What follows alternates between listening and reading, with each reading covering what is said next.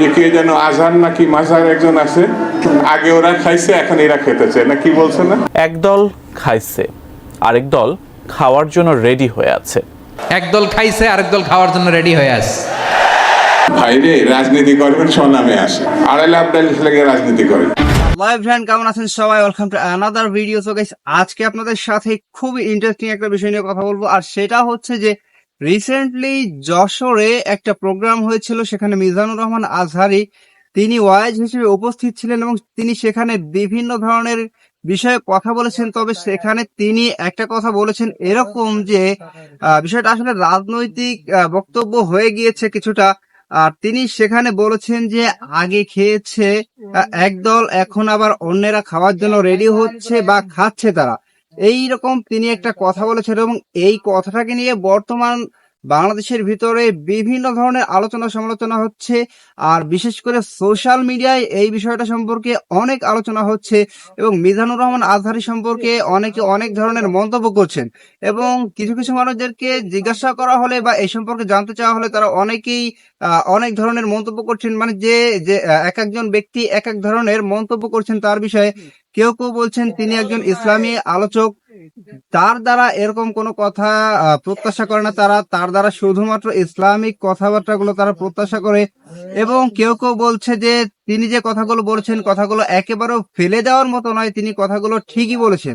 তবে বিএনপির একজন নেতা শামসুজ্জামান দুদু তিনি বলছেন যে রাজনীতি যদি করতে চান আপনি, তাহলে সরাসরি সামনে আসেন, আপনি কেন আড়ালে বসে এই ধরনের কথাবার্তা বলেন। এবং তিনি বলেন যে আপনারা এই শিশুদের মতো কথাবার্তা থেকে বিরত থাকুন, আর যদি আপনারা রাজনীতি করতে চান তাহলে সরাসরি সামনে আসেন। এবং তিনি এমনটাও বলেছেন যে যদি আপনি রাজনীতিতে আসতে চান আপনি বিএনপিতে যোগ দিতে পারেন, আমাদের কোনো সমস্যা নাই বা আপত্তি নাই, তিনি এরকম ধরনের কথা বলেছেন। তো মিজানুর রহমান আজহারি এরকম বিষয়ে, রাজনৈতিক বিষয়ে তিনি কথা বলেছেন, ইতিপূর্বেও বলেছেন। তবে তাকে নিয়ে এরকম সমালোচনা আগে কখনো হয়নি, ইতিপূর্বে দেখা যায়নি তেমন একটা। এবার যেমনটা দেখা যাচ্ছে সোশ্যাল মিডিয়ায় কেমন যেন ঝড় হচ্ছে এই বিষয়টা নিয়ে, যে মিজানুর রহমান আজহারির এই বক্তব্য নিয়ে।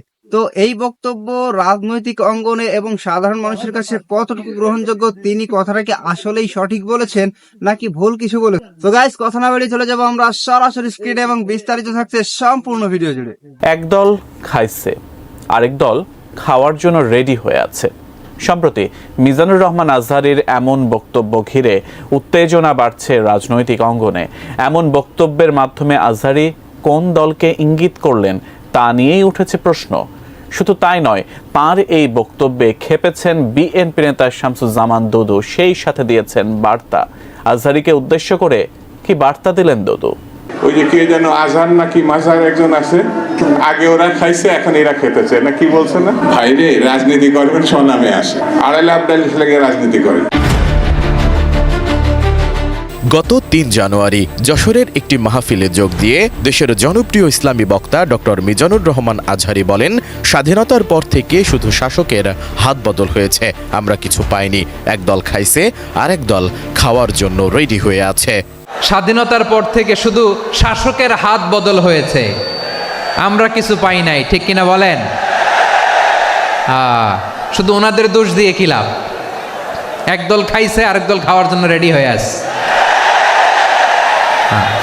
কোরআন থেকে প্রেসক্রিপশন না নিলে সমাজ সুন্দর হবে না। কোরআনের প্রেসক্রিপশন না মানলে রাষ্ট্র সুন্দর হবে না। কোরআনের প্রেসক্রিপশন অ্যাপ্লাই না করলে শুধু দুর্নীতি দমন কমিশন দিয়ে দুর্নীতি বন্ধ করা যাবে না। মাহফিলে তিনি আরও বলেন, বাংলাদেশ দুর্নীতির আখড়াখানা। গত ১৫ বছরে উন্নয়নের নামে প্রায় ৩.৫ লাখ কোটি টাকা লুটপাট হয়েছে। লুটপাট করতে করতে এদেশের মানুষকে ফুটপাতে বসিয়ে দেয়া হয়েছে। উপরে ফিটফাট, ভিতরে সদরঘাট, দুর্নীতির আড্ডাখানা, আখড়াখানা বাংলাদেশ, ঠিক কিনা বলেন? গত ১৫ বছরে উন্নয়নের নামে লুটপাট হয়েছে প্রায় ৩.৫ লাখ কোটি টাকা। মানে লুটপাট করতে করতে এদেশের জনগণকে ফুটপাতে বসায় দিচ্ছে। এদিকে মিজানুর রহমান আজহারির এই বক্তব্য ঘিরে টালমাটাল অবস্থা রাজনৈতিক মহলে। বক্তব্যটির পক্ষে বিপক্ষে আলোচনা চলছে। ভক্তরা বলছেন, স্পেসিফিক কোনো দল নয়, বরং বাস্তবতাই তুলে ধরেছেন আজহারি। যে পরিবর্তনের লক্ষ্যে আমরা আন্দোলন করেছিলাম সেই পরিবর্তন আসলে আসছে না।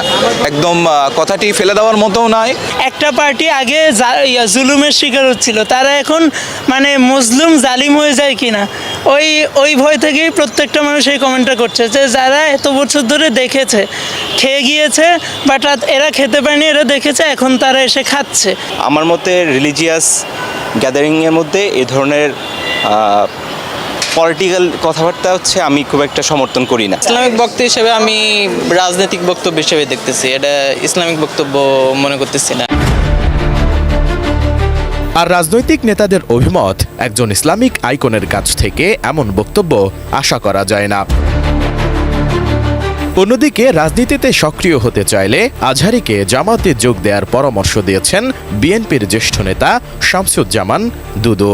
তিনি বলেন, যদি রাজনীতি করতে চান স্বনামে করেন, প্রয়োজনে জামাতে যোগ দেন।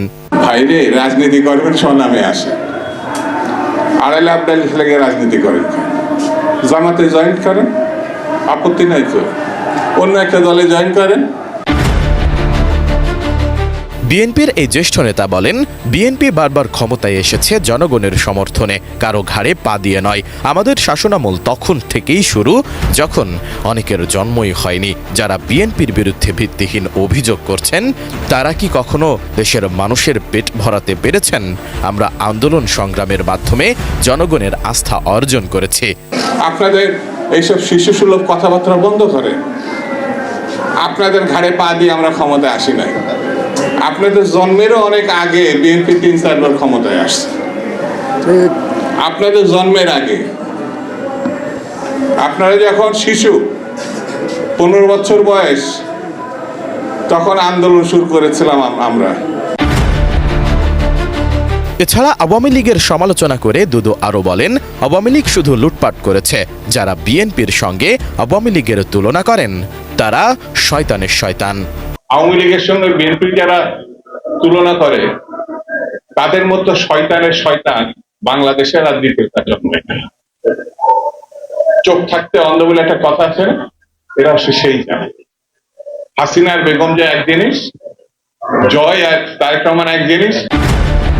তো গাইস, আপনারা সম্পূর্ণ ভিডিওটি দেখলেন এবং এই ভিডিও সম্পর্কে আপনাদের মূল্যবান মতামত অবশ্যই কমেন্ট বক্সে জানিয়ে যাবেন।